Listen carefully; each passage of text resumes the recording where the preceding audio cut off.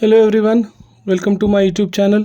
इस वीडियो में हम लोग फिज़िक्स के जितने भी इम्पोर्टेंट डेफिनेशंस है और जो डिफरेंस बिटवीन है वो हम करने वाले हैं। तो डेफिनेशंस बोर्ड एग्ज़ाम में हर साल एटलीस्ट 3 to 4 मार्क्स का, कभी कभी 5 मार्क्स का, मार्च 22 में 5 मार्क्स के आए थे और मार्च 23 में 3 मार्क्स के आए थे। तो कम से कम आपको 4 से 5 मार्क हर बार मिलने ही वाले हैं। पूरे चैप्टर्स के मैंने डेफिनेशन कवर किए जो प्रीवियस ईयर्स में आए हैं और जो आ भी सकते हैं। जैसे कि रोटेशनल डायनामिक्स में यूनिफॉर्म सर्कुलर मोशन का बहुत पहले आया था, जुलाई 19 और मार्च 20 में। तो आपको डेफिनेशन करना है मोमेंट ऑफ इनर्शिया का विथ एसआई यूनिट और डायमेंशन। आपको कुछ डेफिनेशन मिलेंगे जहाँ पे आपको एसआई यूनिट और डायमेंशन भी करने हैं, वो मैंने ऑलरेडी मेंशन किए हैं, ठीक है, और फॉर्मूले भी। वैसे ही रेडियस ऑफ गायरेशन का है, ये मैंने सैम्पल में खाली लिखा है कि डेफिनेशन कैसे है। वैसे आपको अगर डेफिनेशन चाहिए होगा तो आप मेरे प्रीवियस वीडियोस में देख सकते हो, जहाँ मैंने सारे नोट्स अपलोड किए, तो उसमें आपको डेफिनेशंस मिल जाएंगे। वैसे ही मैकेनिकल प्रॉपर्टी ऑफ फ्लूइड्स में, और ये रेडियस ऑफ गायरेशन भी कर लेना, उसका फिजिकल सिग्निफिकेंस भी पूछा जाता है। वैसे ही मैकेनिकल प्रॉपर्टी ऑफ फ्लूइड में आपको angle of contact, surface tension, ये बहुत ही इंपॉर्टेंट डेफिनेशन है। और प्रेशर का, क्योंकि पहले तो रिड्यूस सिलेबस में था इसलिए पूछा नहीं, ये भी बहुत इंपॉर्टेंट है। और वैसे ही सरफेस एनर्जी और coefficient of viscosity last year ही पूछा गया है, ठीक है। तो ये सारी डेफिनेशंस आपको करना है। काइनेटिक थ्योरी ऑफ गैसेस में coefficient of absorption, reflection, transmission, ये बहुत पहले आया है लेकिन अभी भी आ सकता है, ऐसा नहीं है। और अथर्मस और डायथर्मस, ये अभी तक पूछा नहीं गया है। तो ये डेफिनेशंस विद एग्जांपल आप करके रखो। तो ये सारे definitions kinetic theory of gases और रेडिएशन के आपको करने हैं।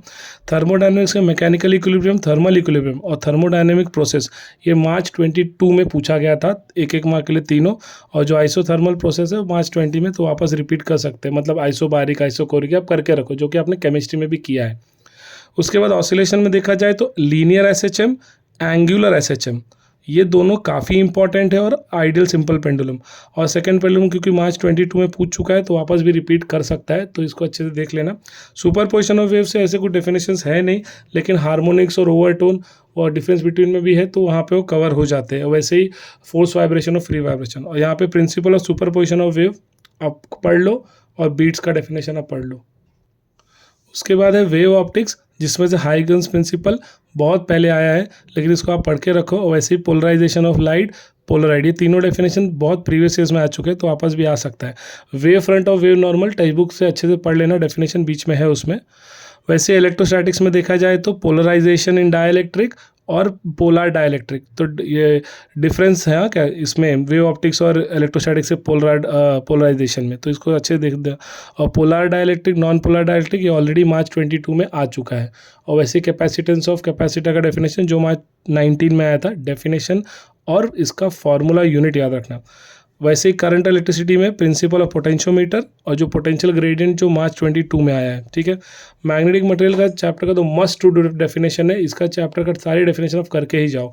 जैसे मैग्नेटाइजेशन आप खुद देख सकते हो, मार्च 13, 15, 18, 22, 4 साल आ चुका है अभी ऐसा यूनिट। वैसे ही मैग्नेटिक इंटेंसिटी, ये भी मार्च 22 में आया है। मैग्नेटिक ससेप्टिबिलिटी, ये भी 22 में आया है और 23 में भी आया है। वैसे ही क्यूरी टेम्परेचर और मैग्नेटिक परमेबिलिटी, ये सारे डेफिनेशन आप करके जाओ। इलेक्ट्रोमैग्नेटिक इंडक्शन में आपको एडी करंट का डेफिनेशन पढ़ना है, self induction, mutual induction, principle of principle of transformer, ये सारे डेफिनेशंस आपको करके जाने चाहिए। फिर एसी सर्किट में मार्च 22 में आया है 3 मार्क का definition, inductive reactance, capacitive reactance और इम्पीडेंस। तो इसलिए मैंने बोल रहा हूँ कि मार्च 22 में 5 से 6 मार्क का डेफिनेशन आया था, तो आप देख लीजिए, आपको पता है, यहाँ पे देख सकते हो आप। उसके बाद dual nature of matter and radiation का भी डेफिनेशन, सारे डेफिनेशन इंपॉर्टेंट है। तो मैग्नेटिक मटेरियल और डुअल नेचर ऑफ मैटर, इसके डेफिनेशन मिस तो करना ही मत। देख सकते हो फोटो इलेक्ट्रिक और स्टॉपिंग पोटेंशियल जो कि 19 में आया था, फोटो इलेक्ट्रिक वर्क फंक्शन 1920 में, और थ्रेशोल्ड फ्रीक्वेंसी जो कि 20 में। तो ये इस साल आने का बहुत चांस है, क्योंकि इन्होंने लास्ट ईयर 23 में एक्सपेरिमेंट ऑफ फोटो इलेक्ट्रिक पूछा था, तो वो एक्सपेरिमेंट ही 3 मार्क का था, इसलिए डेफिनेशन नहीं आया था। तो इस साल हो सकता है यही वापस आ जाए। अब structure of atom and nuclear में आपको न्यूक्लियर फिजन और फ्यूजन, बहुत पुराना क्वेश्चन है, आ सकता है। बहुत पॉस्टुलेट आप अच्छे से करके जाओ, जो कि इसी साल मार्च 23 में 3 मार्क के लिए आया था। और उसके बाद मास डिफेक्ट का डेफिनेशन आप पढ़ लेना। सेमीकंडक्टर में से तो एंड गेट और गेट आप सब करोगे ही, लेकिन डेफिनेशन पे रेक्टिफायर का डेफिनेशन आपको पढ़ना चाहिए, और वैसे ही जेनर डायोड का भी, ठीक है। तो ये तो सारे डेफिनेशंस हो गए। अब डिफरेंस बिटवीन में फर्स्ट चैप्टर से आपको सेंट्रीपिटल सेंट्रीफ्यूगल फोर्स है जो कि मस्ट डू है, करके जाना चाहिए। उसके बाद सुपर पोजिशन ऑफ वेव में है जो कि फोर्स वाइब्रेशन फी वाइब्रेशन देख सकते हो मार्च 23 में आया है। हार्मोनिक्स और ओवरटोन कर लो। इंटरफेरेंस एंड डायफ्रैक्शन जो कि मार्च 17 में आया था वेव ऑप्टिक्स चैप्टर से। पोटेंशियोमीटर वोल्टमीटर मार्च 22 में आया था। और इसी तरह वोल्टमीटर और एरामीटर भी है, उसमें से कर लेना आप करंट इलेक्ट्रिसिटी में से।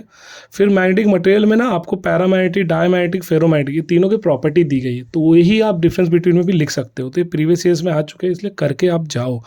फिर वैसे ही स्टेप डाउन और स्टेप अप ट्रांसफार्मर है जो कि आपके इलेक्ट्रोमैग्नेटिक इंडक्शन चैप्टर में है, और रेजिस्टेंस और रिएक्टेंस जो कि आपका एसी सर्किट में है। तो इतने ही डिफरेंस बिटवीन है आपके पूरे सिलेबस में, अच्छे से करके जाओ। हर साल एक तो आता ही है, आप देख सकते हो मार्च 22 में भी आया था, मार्च 23 में भी आया था। तो इस साल भी शॉर्ट है कि आपको एक डिफरेंस बिटवीन तो आएगा जो कि 2 मार्क के लिए रहेगा। और डेफिनेशन मिनिमम कम से कम आपको 3 से 4 मार्क का तो पूछेगा ही। तो अगर आपने इतना भी कर लिया तो आपका बोर्ड एग्जाम का 6 मार्क्स हो जाएगा। और जो मैंने अभी प्रीवियस वीडियो डाली है 2 मार्क के इंपॉर्टेंट डेरिवेशन, वो 15 क्वेश्चन अपने एटलीस्ट कर लो, आपको कम से कम 2 से 3 क्वेश्चन आपको इस साल मिल जाएंगे। तो आपका तो वहीं पे बोलते हैं ना 12 से 13 मार्क्स हो जाएंगे, जो कि अगर प्रैक्टिकल में आपको 30 मिले तो आप इजीली आराम से 40 क्रॉस कर जाओगे। ठीक है, तो आई होप आपको वीडियो पसंद आया है। कोई डाउट रहेगा तो कमेंट कर सकते हो। Thank you, all the best.